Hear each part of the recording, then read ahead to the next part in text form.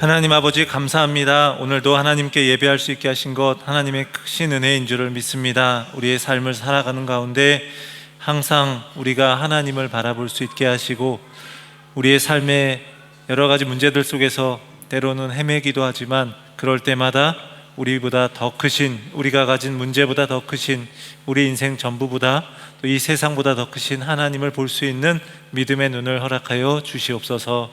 감사를 드립니다. 오늘 이 자리에 참석한 사랑하는 모든 성도님들에게도 하나님 은혜 주시고, 함께 말씀을 나누고 기도할 때에 하나님께서 이 시간 임재하여 주시옵소서.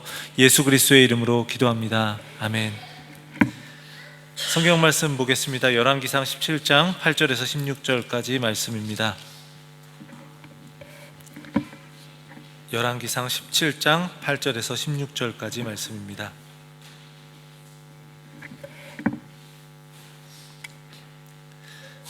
열왕기상 17장 8절에서 16절까지 말씀 교독하겠습니다. 여호와의 말씀이 엘리야에게 임하여 이르시되,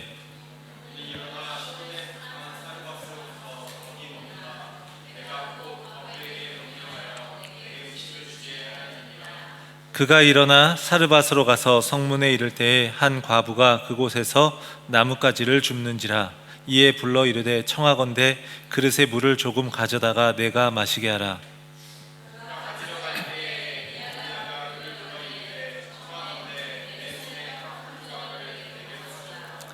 그가 이르되, 당신의 하나님 여호와께서 살아계심을 두고 맹세하노니 나는 떡이 없고 다만 통에 가루 한 움큼과 병에 기름 조금뿐이라. 내가 나뭇가지 둘을 주어다가 나와 내 아들을 위하여 음식을 만들어 먹고 그 후에는 죽으리라.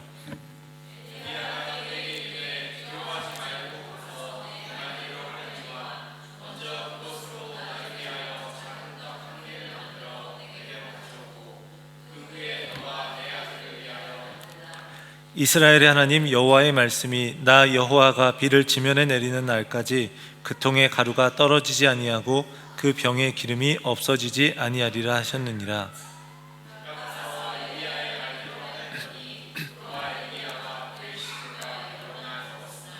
함께 읽겠습니다. 여호와께서 엘리야를 통하여 하신 말씀같이 통에 가루가 떨어지지 아니하고 병에 기름이 없어지지 아니하니라. 아멘. 수예배 가운데 오신 분들에게 하나님의 은혜가 있기를 원합니다. 우리 함께 열왕기상 말씀에서 엘리야의 이야기를 함께 보고 있습니다. 아합의 시대가 이스라엘에서 굉장히 영적으로 가장 어두웠던 시대였습니다. 그 아내 이세벨이 그 시돈이라고 하는 지역에서 들어오면서 바알 신앙까지 함께 가지고 와서 이스라엘 백성들이 하나님 앞에서 우상을 숭배하는 그 범죄를 저지르고 말았습니다. 그래서 이런 영적인 암흑기 가운데 있는 가운데서 하나님의 사람 엘리야를 보내셔서 이제 엘리야를 통해서 아합에게 가뭄을 선포하십니다. 심판을 선포하시는 거죠. 그런데 이어서 하나님이 엘리야에게 이해할 수 없는 행동을 명령하십니다. 엘리야가 이미 죽기로 싸울 각오가 다 되어 있는데 그리시네가에 숨게 하시고 까마귀를 통해서 음식을 이제 먹도록 하십니다. 그가 굶주려 죽을 수밖에 없는 상황이었는데 하나님이 그에게 까마귀를 통해서 음식을 공급해 주셨다. 마치 광야의 이스라엘 백성들에게 만나를 통해서 먹이셨듯이 엘리야에게도 그렇게 먹이시는 겁니다. 오히려 광야의 이스라엘 백성들보다 더 풍성하게 먹이시는 겁니다. 광야에서는 하루에 한 번이었는데 이제 아침 저녁에도 이렇게 음식을 주시는 거죠. 하나님이 비를 통제하실 뿐만 아니라 까마귀를 통해서 이제 자연세계 전부를 다스리는 분이라는 것을 보여주고 있는 겁니다. 이처럼 하나님이 엘리야로 하여금 이제 하나님의 시간표에 맞춰서 하나님의 때를 기다리면서 하나님이 어떤 분이신지를 이제 보게 하시는 거예요. 거기서 하나님을 새롭게 만나야 했던 거죠. 오늘 본문에서 하나님의 말씀이 엘리야에게 임하는데 이제 시돈에 속한 사르밧으로 가서 머물도록 하십니다. 하나님이 점점 이해할 수 없는 명령을 계속해서 하고 계십니다. 사르밧이 어디인가요? 시돈에 속한 땅입니다. 시돈은 바로 바알 신앙의 본거지와도 같은 그 땅입니다. 아합의 아내이고 바알 신앙을 가져온 이세벨의 고향, 바로 거기에 엘리야를 가도록 하시는 거예요. 엘리야가 지금 도망쳐서 숨어 있는 이유가 무엇입니까? 바알 신앙 때문에 그렇습니다. 근데 한마디로 이 시돈 땅, 엘리야에게 있어서는 호랑이 굴과도 같은 곳인데 하나님이 바로 그곳에 엘리야를 보내고 계신 거예요. 좀 이해가 되지 않는 명령일 수 있습니다. 이처럼 하나님의 뜻은요, 때로 우리가 이해하기 어려울 때가 참 많습니다. 하나님의 생각이 우리의 생각보다 더 크고 더 깊고 더 넓기 때문에 때로는 우리의 예상, 우리의 상식, 이것을 벗어날 때도 있습니다. 엘리야에게 하시는 명령들이 상식적으로 볼 때는 좀 이해하기가 어려운 명령입니다. 이미 하나님께서 그린 시내가에서 자신을 먹이시는 것을 이렇게 경험했던 엘리야는요, 하나님의 명령에 따라서 사르밧으로 갑니다. 그린 시내가에서 엘리야에게 세상의 모든 것과 단절된 채 하나님과 만남을 갖는 그 시간이 필요했고, 하나님의 능력을 경험하는 그 시간이 필요했다면, 이제는 호랑이 굴과 같은 그 원수의 땅에, 그 시돈 지역의 사르밧으로 가서 이제 엘리야가 있게 하시는 거예요. 그 이유가 무엇일까? 바로 그곳에서 또한 하나님의 역사를 체험해야 하기 때문입니다.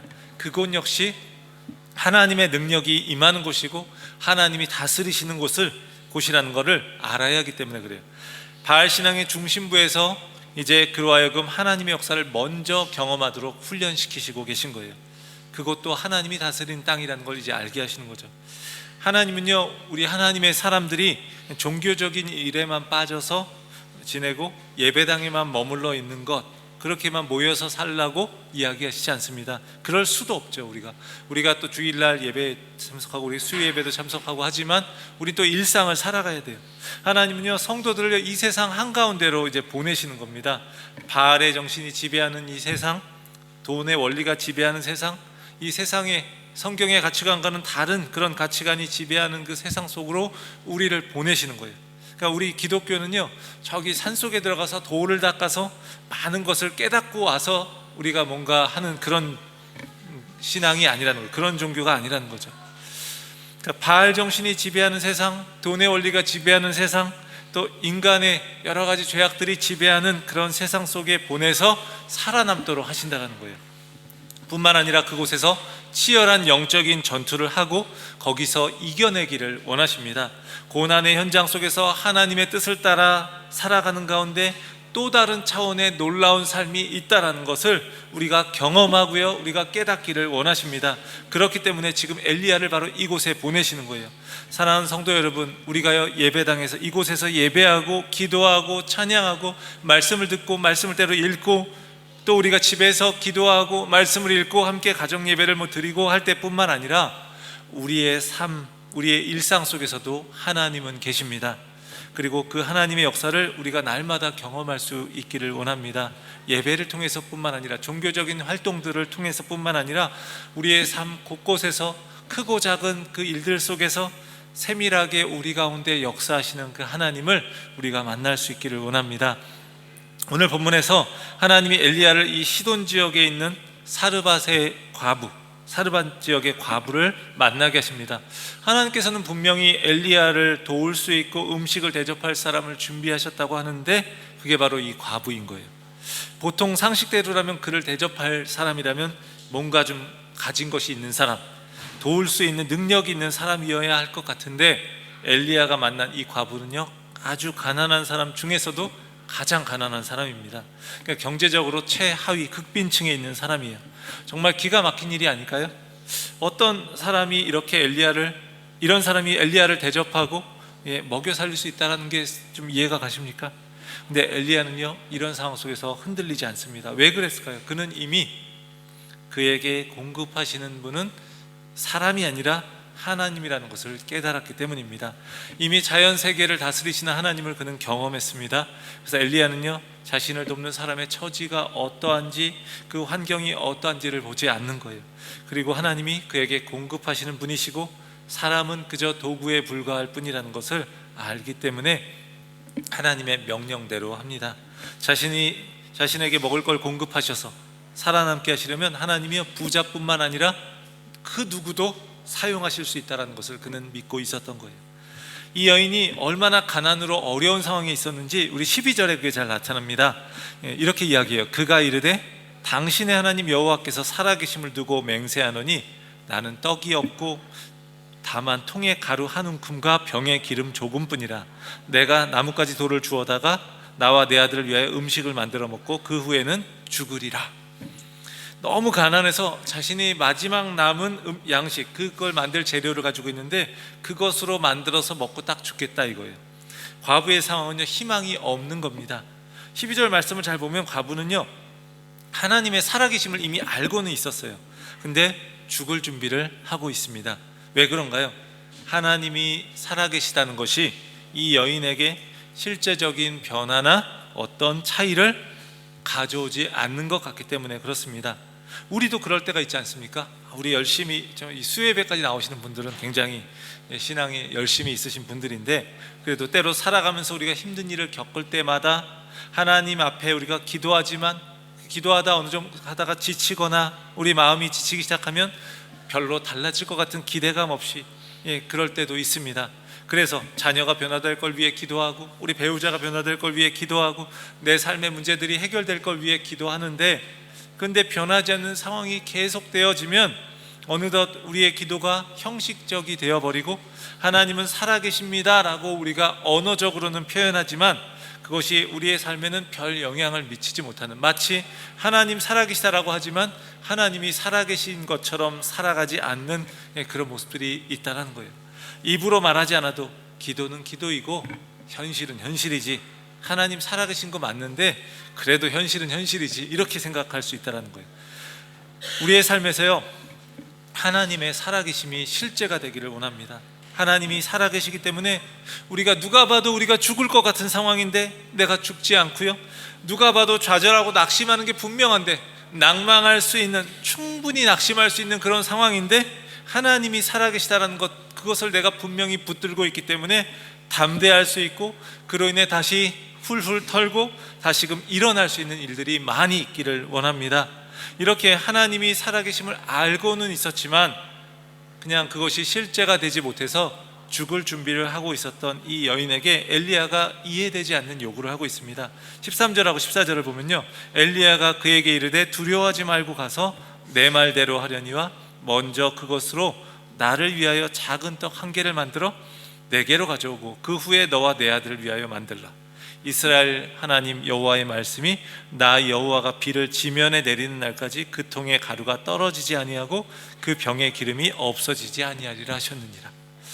엘리야가 지금 이 마지막 남은 양식, 이 여인에게 마지막 남은 양식을 그 마지막으로 먹고 딱 죽으려고 하는 그 양식을 가져다가 자신이 먼저 먹을 수 있게 해달라는 요구를 하고 있는 거예요. 좀 너무 심하지 않나요? 좀 선지자의 체면상 굉장히 채신머리가 없지 않나요? 흔히 막 이거 막 그냥 이렇게 우리 이게 여기서 쓸 얘기인지 모르겠지만 우리 막 아이들끼리 막 삥 뜯는다라는 표현하잖아요. 꼭 그런 것처럼 마치 선지자라는 사람이 지금 가장 가난한 사람인 과부의 마지막 남은 양식을 빼앗으려고 하는 그런 행동을 하고 있는 거예요. 겉으로 볼 때 정말 매정하고 야박한 요구를 하고 있는 거죠. 굳이 이렇게까지 하는 이유가 무엇입니까? 이렇게 해야만 하나님이 역사하시고 이렇게 하나님께 바치면 복 주신다라는 그런 의미일까요? 그렇지는 않을 겁니다. 굳이 왜 그렇게 하는 걸까요? 단지 마지막 남은 음식을 엘리야가 배가 너무 고파서 내가 죽겠는데 이 과부가 이거 마지막 양식이든지 말든지 나랑 상관없어 하고서 내놓으라는, 그거는 아닐 겁니다. 엘리야는요, 하나님이 자연을 거스르면서까지 그 하나님의 말씀이 이루어지는 것을 보았습니다. 자신을 먹이신 하나님의 역사를 보았습니다. 이제 엘리야는요, 이 경우에도 하나님의 말씀을 신뢰할 준비가 되어 있는 거예요. 그래서 하나님이 말씀하신 대로 이 여인을 통해서 먹이신다라는 말씀을 믿고 그렇게 요구하는 거예요. 그리고 이 엘리야가 이 여인을 설득하면서 자신과 함께 믿음의 발걸음을 내디디라고 도전하고 있는 겁니다. 좀 더 정확하게 말하면 하나님께서 엘리야를 통해 사르 과부에게 이렇게 도전하시는 거예요. 내가 잡고 있는 그것을 지금 놓을 생각이 있느냐? 엘리야를 통해서 하나님이 과부에게 말씀하고 계신 거예요. 내가 갖고 있는 그 마지막 그 양식이 너를 지탱할 수는 없다. 그렇다면 근본적인 대책이 될 수 있는 그것을 붙잡아야 되지 않겠냐? 근본적인 대책이 될 수 없는 그것을 이제 내려놓고 정말 너를 지탱할 수 있는 것을 붙잡을 생각이 있느냐? 이렇게 물어보시는 거죠. 엘리야가 여인에게 믿음의 도전을 하면서 덧붙이는 거예요. 이렇게 하면 네, 하나님 말씀이 비를 지면에 내리는 날까지, 그때까지, 비가 언제 내릴지 몰라요. 그때까지 이 통에 가루가 떨어지지 않고 그 병에 기름이 없어지지 않을 것이다. 하나님이 그런 말씀을 하시는 거예요. 이 요구를 받은 과부가 어떻게 반응하고 있습니까? 15절에서 이렇게 이야기하죠. 그가 엘리야의 말대로 하였더니. 이 말을 듣고 곧바로 마지막 남은 양식을 바치고 있습니다. 왜 그랬을까요? 이 여인이 성격이 화끈해서 그렇습니까? 아무런 생각이 없어서 그런 걸까요? 그것이 아닙니다. 이 여인은요, 이제 깨달은 거예요. 이 적은 양식이 자신의 인생에 있어서 어떤 해결책이 되지 못한다는 것을 이제 깨달은 거예요. 물론 그냥 그거 한 번 먹고 죽겠다고 했으니까 별 차이가 없는데, 사람은 그래도 이거라도 먹으면 하는 위안감을 얻을 수 있잖아요. 그러니까 그것을 의지했는데 이제는 더 이상 이것에 의존하지 않겠다는 것을 행동으로 보여주는 거예요. 사람이 살고 죽는 것이요, 그 떡 한 조각에 달린 것이 아니라 하나님께 달려있다라는 것을 인정하는 행동을 하는 거예요. 그냥 이 음식 하나를 엘리야 준 것으로 끝나는 게 아니라 이게 바로 하나님께 모든 것이 달려있습니다 라고 인정하는 행동을 한 거예요. 인생에 있어서 가장 커다란 깨달음이 무엇일까요? 우리가 가진 것들이요, 우리를 지켜주는 근본적인 대책이 될 수 없다라는 것입니다. 다시 말해 이 과부의 떡 한 조각, 이 정도에 불과하다라는 거예요. 뭐 그 차이가 좀 다를 수 있지만, 그렇죠? 우리가 뭐 돈을 좀 많이 갖고 있으면 좀 더 오래 버틸 수 있고 뭐 이런 게 있을 수 있지만, 하나님의 입장에서 볼 때는 비슷한 거예요. 다 이것이 비슷한 거예요. 내가 가진 것들, 내가 가진 작은 재물, 작은 건강, 작은 지식, 나의 지위, 이런 것들이요, 때로는 우리를 편리하게 하고 좀 더 편안하고 안락한 삶을 살게 할 수는 있지만 내 인생을 떠받칠 기초는 되지 못한다는 거예요. 사실 마지막 남은 양식을 먹고 죽겠다고 했으니까 한 끼 더 먹고 죽으나 덜 먹고 죽으나 별 차이가 없을 거예요. 약간의 시간적인 차이만 있을 거예요. 그런데 아까 말씀드린 것처럼 좀 더 생명을 연장시켜준다는 그 위안 때문에 그걸 붙들고 사는 거죠. 그게 우리의 모습이 아닌가요? 물론 이런 것들이 있으면요, 우리가 좀 더 나은 생활을 할 수 있고 좀 더 편리한 삶을 살 수 있고요, 우리는 이 여인보다 좀 더 상황이 낫기 때문에, 좋기 때문에 우리가 갖고 있는 이 떡 한 조각들이 굉장히 크게 보이고 그것이 우리의 삶을 연장시켜 주는 것 같습니다. 그래서 우리의 삶에서 실제 그게 필요하기도 하고요. 하지만 그것이 우리를 궁극적으로 우리의 인생을 지탱할 수는 없다는 겁니다. 우리는요, 때로 우리가 그런 떡 한 조각에 불과한 것들로 인해서 정말 중요한 걸 놓치는 거예요. 물론 그런 것들도 중요하고 필요한 것이지만 정말 중요한 것에 비하면 떡 한 조각에 불과할 수 있다는 거예요. 그래서 우리는 그걸 놓칠 수 있다는 거예요. 이번에 이제 선교대회 갔을 때 그 이제 솔로몬 군도에서 온 선교사님이 그런 이야기를 했어요. 앞에서 본인이 이제 거기는 이제 한국의 한 1960년대 70년대 이제 삶을 살아가는 사람들이라는 거예요. 근데 그곳에서 이제 앞에 전도를 하게 되는데 이제 복음을 전했더니 사람들이 그런 이야기를 하는 거예요. 많은 사람들이 우리가 잘 못 살기 때문에 좋은 걸 갖다 주려고 하고 좋은 물건을 갖다 주려고 하고 뭐 그러지만 정말 우리가 듣고 싶었던 것은, 우리가 갖고 싶었던 것은 바로 이것이었다. 우리에게 정말 만족을 주는 것은 바로 우리의 정말 영혼을 구원해 주는 이 복음이었다라고 이야기를 했다는 거예요. 굉장히 놀라운 일이죠. 굉장히 먹고 살기 힘든 사람들에게 있어서 가서 밥을 주고, 물론 그것도 필요하죠. 돈을 갖다 주고 물건을 갖다 주고 선물을 갖다 주고 이런 건 굉장히 중요합니다. 필요합니다. 그런데요, 그들의 그 마음 깊은 곳에 있는 만족감을 주었던 것은 바로 예수 그리스도가 우리의 생명의 주관자가 되시고 우리를 구원하신 그 하나님이시고, 그분으로 인해서 그분을 믿으면 우리의 영혼이 구원받는다는 것, 우리가 영원한 생명을 누리게 된다는 것, 그것을 듣고 나서 그들이 고백했던 것이 바로 그거라는 거예요. 우리에게 이 가난하게 살고 있는 우리에게 물론 그런 것들도 필요하지만 더 중요하고 더 우리에게 필요한 것은 바로 이것이었다라고 이렇게 이야기를 했다는 거예요. 그렇습니다. 우리는 굉장히 우리의 눈에 보이는 것들이 굉장히 커 보이고요, 그렇습니다. 그런데 제가 이렇게 이번에 다녀오면서 비행기를 타고 이제 내려오는데 시드니 공항에 이제 내릴 때, 거의 다 내릴 때 창가에 앉았었는데 이제 땅이 가까이 보일 때 딱 보는데 굉장히 집이 굉장히 조그맣게 보이는 거예요. 마치 우리 아이들이 그 블록 쌓고 그 장난감 가지고 막 장난감 갖고 되게 놀 때처럼 고만하게 보이는데, 저 집을 사기 위해서 막 평생을 애쓰고 노력하고 그 집을 갖기 위해서 우리가 너무 많이 수고하는데, 이게 조금만 이게 비행기가 높은 데서 보니까 이건 완전 장난감처럼 보이고 아무것도 아닌 것 같아요. 하나님이 보실 때 그런 것들, 우리가 아웅다웅하면서 막 끝까지 붙들려고 하는 그런 것들 보면 하나님 보시기에 얼마나 그것이 작아 보이는 것들일까. 물론 그런 것도 필요합니다. 그래서 제가 이런 이야기를 하는 건 아니에요. 오해하지 않으셨으면 좋겠어요. 세상에 돈도 필요 없고 집도 필요 없고 우리의 물질도 필요 없고 다 필요 없으니까 하나님만 바라보고 예배만 열심히 드려, 이런 이야기를 하는 건 아닙니다. 그런데 정말 중요한 것들, 정말 중요한 것이 무엇인지를 깊이 깨달아서 하나님을 깊이 알기 때문에 그러한 모든 것들이 정말 우리를 얽어매지 않았으면 좋겠다는 거예요. 우리는요, 하나님을 경배해야 되고 경외해야 되고 사람을 사랑해야 되고요, 그리고 돈은요 우리가 잘 사용해야 되는 거예요. 그런데 우리는 자꾸 그걸 바꾸는 거죠. 돈을 우리가 경배하고 사람을 이용하고 사용하고 그리고 하나님을 그렇게 살아가는 거죠. 우리의 모습이. 그러니까 그런 모습들을 우리가 이렇게 바꿔가면서 살아가는 거예요. 그리고 그렇게 하나님을 경배해야 되는데 돈을 경배하고, 돈이 커 보이기 때문에 하나님의 자리에 그걸 놓기도 하고 그렇다는 거예요. 그런데 정말로 하나님 앞에 우리가 제대로 서 있다면, 하나님을 우리가 온전히 바라보고 있다면 정말로 세상 사람들이 보기에 이것이 전부이다, 이것이 중요하다 라고 여기는 것들을 우리가 좀 상대적인 것으로 바라볼 수 있게 될 줄을 믿습니다. 이 여인이 어떻게 행동합니까? 그가 엘리야의 말대로 하였더니 곧바로 행동에 옮기는 거예요. 엘리야의 그 말씀을 듣고 그대로 행하는 거예요. 이제는 그가 그렇게 움켜쥐고 있었던 것들이 이제는 더 이상 그 자신을 지탱할 수 없기 때문에 이제는 놓을 수 있는 거예요. 이렇게 놓을 수 있는 거죠. 예수님은요, 자신의 고향인 나사렛에서 유대인들에게 복음을 전하실 때 환영받지 못하셨는데 그때 이 여인의 믿음을 칭찬하십니다. 예수님이 자신을 반대하는 유대인들을 향해서 이 여인에 대해서, 또 엘리사 선지자를 통해서 요단강에서 그 목욕하고선 이제 나음받은, 나병을 치유받은 나아만 장군에 대해서도 이야기를 하십니다.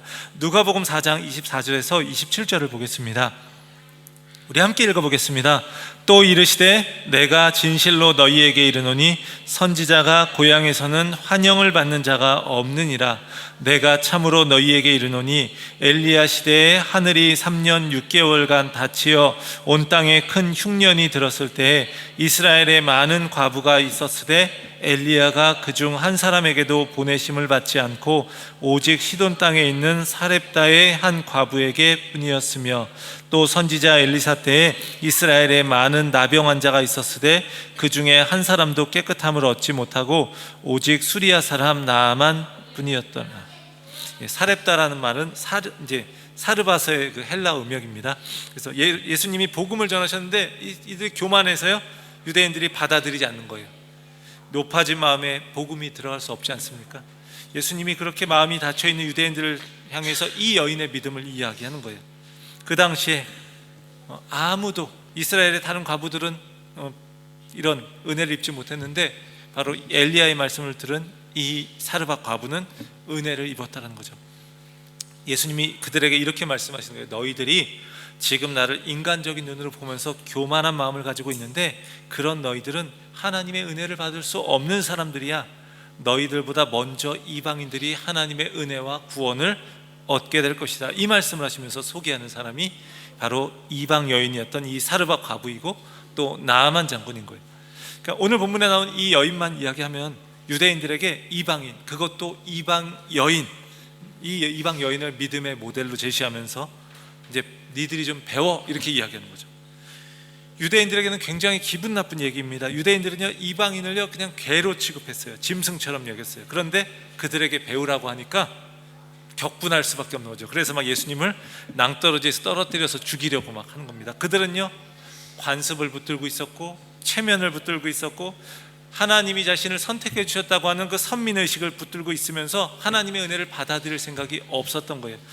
엘리야보다 더 뛰어난 그 예수님이 오셔서 말씀하신데도 듣지 않는 거예요. 그들이 붙들고 있는 것 때문에. 근데 이 여인은요, 자기의 마지막 양식이라고 하는 걸 놓으면서 그 말씀을 붙들었더니 이제 놀라운 역사를 체험하는 거죠. 예수님이 이 사르밧 과부를 믿음의 한 모델로 말씀하고 계시는 거예요. 마지막 양식, 조금이지만 잠시 시간을 연장시켜 준다는 것, 그것 때문에 위안이 되었기에 붙들고 있었던 것, 그것이 자신의 인생의 받침대가 되었었는데 이제 그걸 내려놓고 하나님을 붙든 이 여인의 믿음을 칭찬하고 계시는 겁니다. 이 여인이 엘리야의 말대로 믿음의 결단을 하고요, 그것을 행동으로 나타냈을 때 어떤 일이 일어납니까? 여호와께서 16절에서 엘리야를 통해서 하신 말씀같이 이 통의 가루가 떨어지지 아니하고 병의 기름이 없어지지 아니하니라. 엘리야가 요구했을 때 이 여인은요, 처음엔 마지막 남은 양식이라 줄 수 없다라고 했어요. 그리고 먹고 죽겠다라고 했어요. 하나님 살아계신 거 알지만 그건 나랑 상관없는 일이고 이제 난 그렇게 할 거야 라고 생각했어요. 그런데 정말 그렇게 했다면 그냥 그걸로 끝이었을 거예요. 그런데 하나님을 온전히 신뢰하는 마음으로 자신의 마지막 남은 걸 드렸을 때 이제 자신을 먹이시면서 살리시는 그 하나님을 경험했던 거죠. 그 자신의 모든 것 그냥 내어놓는 것 어쩌면 모험입니다. 그런데 그 모험을 했을 때 하나님의 역사를 체험하게 되었던 거죠.